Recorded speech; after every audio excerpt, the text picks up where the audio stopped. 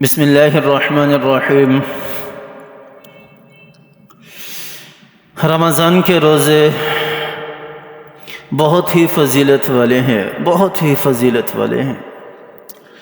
باقی کسی مہینے کا روزہ، کسی مہینے کے کسی دن کا روزہ اتنی فضیلت نہیں رکھتا جتنی فضیلت رمضان کے مہینے کے روزوں کی ملتی ہے۔ شوال کے مہینے کے جو شروع کے روزے ہیں ان کی فضیلت بھی ملتی ہے، ذی الحج کے مہینے کے جو روزے ہیں ان کی فضیلت بھی ملتی ہے، لیکن جو مقام، جو درجہ اللہ تعالیٰ نے رمضان کے مہینے کے جو روزے ہیں ان کا رکھا ہے، وہ مقام، وہ درجہ ہمیں دوسرے کسی بھی مہینے کے روزوں کے اندر ہمیں نہیں ملتا۔ اللہ تعالیٰ سب سے بڑی صفت جو ہے، سب سے بڑا انعام جو ہے وہ اللہ تعالیٰ اپنے بندوں کو دے دیتے ہیں، اللہ تعالیٰ اپنے بندوں کو دے دیتے ہیں۔ اللہ تعالیٰ نے خود قرآن پاک کے اندر ارشاد فرمایا، لیکن اس سے پہلے حدیث سن لو کہ آپ صلی اللہ علیہ وسلم کیا فرماتے ہیں۔ آپ صلی اللہ علیہ وسلم سے روایت ہے، آپ صلی اللہ علیہ وسلم نے فرمایا کہ اللہ تعالیٰ نے ہر عمل کا جو ثواب ہے وہ بتا دیا، ہر نیک عمل کا جو ثواب ہے، جو اجر ہے وہ بتا دیا کہ تم ایک آیت رمضان میں، ایک لفظ رمضان میں تلاوت کرو گے، عام دنوں میں 10 نیکیاں ملتی ہیں تو رمضان کے مہینے میں 700 نیکیاں ملیں گی۔ تم ایک دانہ اللہ کے راستے میں سخاوت کرو گے، عام دنوں میں اللہ تعالیٰ تمہیں 10 گنا نیک ثواب دیں گے اس پر، اور 70 گنا دنیا میں لوٹائیں گے، تو رمضان کے مہینے میں اللہ تعالیٰ 700 گنا ثواب دیں گے اور 7,000 مرتبہ اللہ تعالیٰ تمہیں لوٹائیں گے۔ لیکن ایک عمل کا اللہ تعالیٰ نے اس کے اجر و ثواب کا ذکر نہیں کیا کہ اس کا کتنا ہے، اس کو کتنا میں تمہیں دوں گا، اور وہ روزہ ہے۔ اس کے بارے میں میرے اللہ کی ذات ارشاد فرماتی ہے، آپ صلی اللہ علیہ وسلم نے فرمایا کہ اللہ تعالیٰ فرماتے ہیں کہ روزہ ایک ایسا عمل ہے کہ جو میرے بندے نے میرے لیے رکھا، جو میرے بندے نے میرے لیے رکھا، اور میں اس روزے کا ثواب اپنی شان کے مطابق خود کل قیامت والے دن اپنے بندے کو دوں گا۔ اللہ اکبر! کتنا بڑا مقام، کتنا بڑا مرتبہ، کتنا بڑا اجر اللہ تعالیٰ نے ارشاد فرما دیے ہے، اللہ تعالیٰ نے ارشاد فرما دیے ہے۔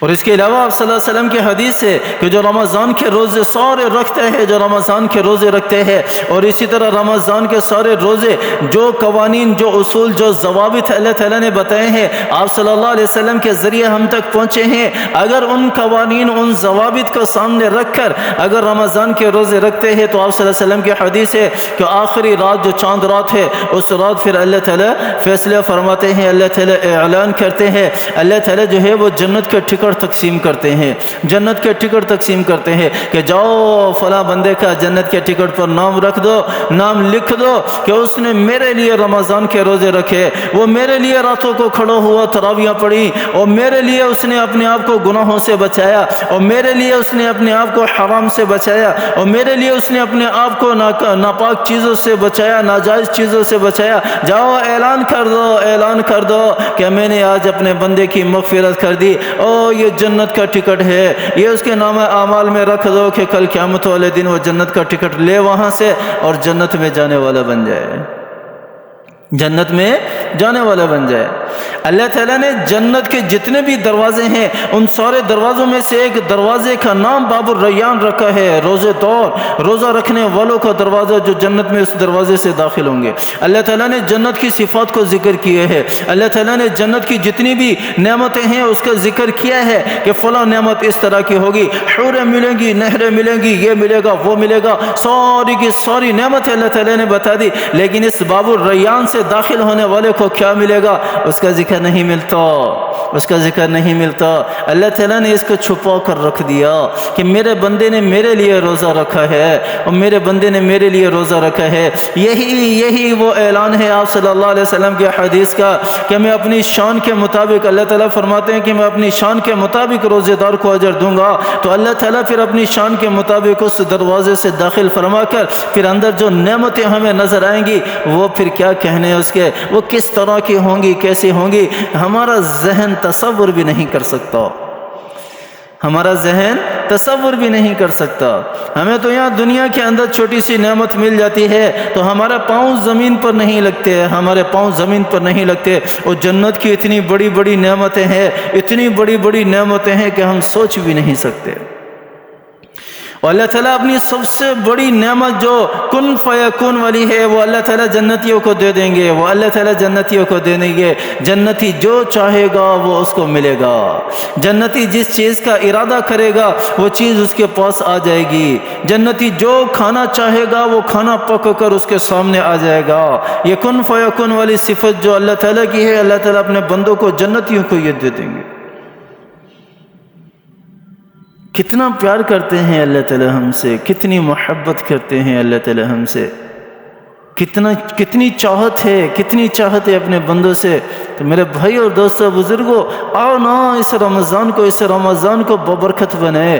اس رمضان کے اندر نیکیاں سمیٹیں، جھولیاں بھر لیں، گھر بھر لیں، اپنے گوداموں کو بھر لیں نیکیوں کے ذریعے سے. اور جس طرح ہم دوسرے سامان کو ذخیرہ کرتے ہیں نا کہ مہنگا کر کے بیچیں گے، آؤ ذرا نیکیوں کا بھی تو ذخیرہ جمع کرو نا. کہ ہماری آنکھیں بند ہونے والی ہے، ہم نے اگلی منزلیں طے کرنی ہے، اور کچھ تو ہمارے پاس ہونا چاہیے نا. اس منزل کا سفر، اس منزل تک پہنچنے کے لیے ہمارے پاس کچھ تو ہونا چاہیے نا. اور زیادہ راہ تو ہونا. اور رمضان کے مہینے میں اس زیادہ راہ کو جمع کرے، اس زیادہ راہ کو جمع کرے. اللہ تعالیٰ کو منانے والے بن جائیں، اللہ تعالیٰ کو راضی کرنے والے بن جائیں. اللہ تعالیٰ ہم سے روٹھے ہوئے ہیں، اللہ تعالیٰ ہم سے ناراض ہیں، اللہ تعالیٰ ہم سے ناراض ہیں. اور ہمیں تو اپنے ایمان کا بھی پتہ نہیں ہے کہ ہمارے پاس ایمان بھی ہے یا نہیں ہے. اور اپنے ایمان کو جانچو تو صحیح نا.